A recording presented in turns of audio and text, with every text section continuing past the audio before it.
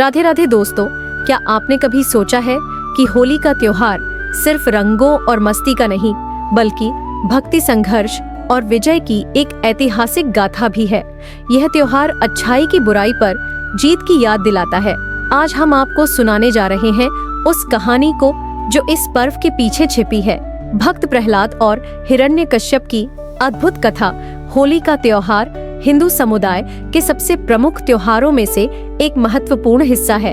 होलिका दहन फाल्गुन मास की पूर्णिमा को मनाया जाता है तथा इसके अगले दिन रंग गुलाल की होली होती है।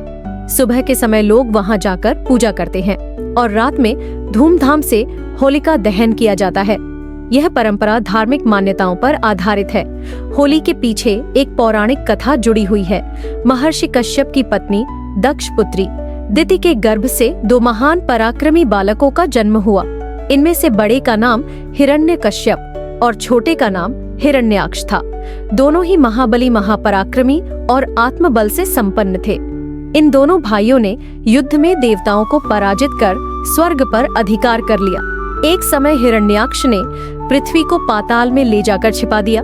तब भगवान विष्णु ने वराह अवतार लेकर पृथ्वी की रक्षा की और हिरण्याक्ष का वध कर दिया। अपने प्रिय भाई की मृत्यु से दुखी होकर हिरण्यकश्यप क्रोधित हो गया। वह अपने भाई की हत्या का बदला लेने के लिए ब्रह्मा जी की कठोर तपस्या करने लगा। इसी बीच इंद्र आदि देवताओं ने हिरण्यकश्यप के राज्य पर आक्रमण कर दिया और उसे पराजित कर राज्य से विहीन कर दिया। दैत्यगण इस युद्ध में हार गए और पाताल लोक में भाग गए। हिरण्यकश्यप की पत्नी कयाधु को बंदी बना लिया गया। जब इंद्र उसे अपने साथ ले जा रहे थे, तब देवर्षि नारद ने उन्हें रोक लिया और कहा, इस गर्भ में पल रहा शिशु आगे चलकर भगवान विष्णु का परम भक्त बनेगा। इसे मारना तुम्हारी शक्ति के बाहर है। नारद जी की बात मानकर इंद्र ने कयाधु को छोड़ दिया। देवर्षि नारद कयाधु को अपने आश्रम में ले आए और कहा, तुम यहाँ सुरक्षित रह सकती हो जब तक तुम्हारे पति हिरण्यकश्यप अपनी तपस्या पूरी करके वापस नहीं लौटते। नारद मुनि के सत्संग का प्रभाव गर्भस्थ शिशु पर भी पड़ा और वह बचपन से ही भगवान विष्णु का भक्त बन गया। समय बीतता गया और कयाधु ने एक पुत्र को जन्म दिया जिसका नाम प्रहलाद रखा गया। उधर हिरण्यकश्यप की कठोर तपस्या पूरी हो चुकी थी और ब्रह्मा जी से वरदान प्राप्त करने के बाद वह अहंकारी बन गया।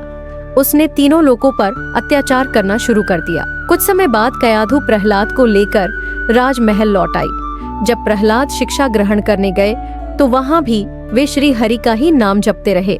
जब यह बात हिरण्यकश्यप को पता चली तो वह क्रोध से भर उठा। प्रहलाद को अनेकों प्रकार से मारने की चेष्टा की गई, परंतु श्री हरि की कृपा से सभी प्रयास असफल हो गए। हिरण्यकश्यप ने प्रहलाद के हाथ पैर बांधकर समुद्र में फेंक दिया, विषैले सांपों के बीच डलवाया और पर्वत की चोटी से गिरवाया, पर भगवान विष्णु के आशीर्वाद से प्रहलाद को कुछ भी नहीं हुआ। विषैला भोजन खिलाने के बाद भी उस पर कोई असर नहीं हुआ। जब प्रहलाद को मारने के सभी प्रयास विफल हो गए तो एक दिन हिरण्यकश्यप इसी चिंता में डूबा हुआ था। तभी उसकी बहन होलिका उसके पास आई और बोली, भैया, मैं आपको इस तरह चिंता में डूबा हुआ नहीं देख सकती। आपकी सभी चिंताओं से मुक्ति दिलाने के लिए मेरे पास एक उपाय है। मेरी सबसे बड़ी चिंता वह विष्णु भक्त प्रहलाद है। अगर वह समाप्त हो जाए तो मेरी सारी चिंताएं दूर हो जाएंगी। भैया, मेरे पास एक रास्ता है जिससे आप प्रहलाद को मार सकते हैं। आप तो जानते ही हैं कि मुझे भगवान ब्रह्मा से वरदान प्राप्त है कि अग्नि मेरा कुछ नहीं बिगाड़ सकती। यदि मैं प्रहलाद को अपनी गोद में बिठाकर अग्नि में बैठ जाऊं तो वह जलकर भस्म हो जाएगा और आपकी राह का कांटा भी दूर हो जाएगा। हिरण्यकश्यप ने होलिका की बात मान ली और सैनिकों को आदेश दिया कि प्रहलाद के लिए एक विशाल चिता तैयार की जाए। कुछ ही समय में एक खाली जगह पर लकड़ियां और घास एकत्र कर एक बड़ी चिता बनाई गई और उसके बीचों बीच होलिका प्रहलाद को अपनी गोद में लेकर बैठ गई। इसके पश्चात हिरण्यकश्यप के आदेश पर चिता में आग लगा दी गई। आग लगते ही प्रहलाद हमेशा की तरह विष्णु विष्णु का नाम जपने लगा। जैसे जैसे अग्नि की लपटें बढ़ने लगी, वैसे वैसे होलिका को उसकी तपन महसूस होने लगी। वह आश्चर्यचकित थी, क्योंकि इससे पहले अग्नि ने उसे कभी ऐसा अनुभव नहीं कराया था। प्रहलाद निश्चिंत होकर बैठा था और भगवान विष्णु का जाप कर रहा था। यह देखकर होलिका को क्रोध आ गया और वह चीखने लगी, हे भगवान ब्रह्मा, आपका वरदान झूठा है, मुझे बचाइए। तभी आकाशवाणी हुई और भगवान ब्रह्मा बोले, होलिका, तुम यह भूल रही हो कि वरदान देते समय मैंने कहा था कि यह तभी प्रभावी होगा जब तुम इसे अपनी रक्षा या किसी की भलाई के लिए उपयोग करोगी। परंतु तुमने इस वरदान का दुरुपयोग कर निर्दोष बालक को मारने का दुस्साहस किया, इसलिए तुम्हें अपने कर्मों का फल मिल रहा है। यह कहकर भगवान ब्रह्मा अंतर्ध्यान हो गए। प्रहलाद विष्णु नाम का जाप कर रहा था, इसीलिए उसे कुछ नहीं हुआ। बाहर खड़े लोग यह देख रहे थे, परंतु कोई भी होलिका को बचा नहीं सका और उसका शरीर उसी अग्नि में जलकर भस्म हो गया। जबकि भक्त प्रहलाद सकुशल बाहर आ गया। तभी से इस दिन को होलिका दहन के रूप में मनाया जाता है और अगले दिन रंगों की होली खेली जाती है। होलिका दहन 2025 को लेकर कई लोगों में भ्रम है कि यह 13 मार्च को होगा या 14 मार्च को। इसी तरह रंग वाली होली की तारीख को लेकर भी कंफ्यूजन बना हुआ है। हम आपको बताएंगे कि साल 2025 में होलिका दहन कब किया जाएगा, उसका शुभ मुहूर्त क्या होगा, रंग वाली होली कब मनाई जाएगी, होलिका दहन की विधि और उपाय क्या है। पंचांग के अनुसार होलिका दहन का पर्व हर वर्ष फाल्गुन मास की पूर्णिमा को मनाया जाता है।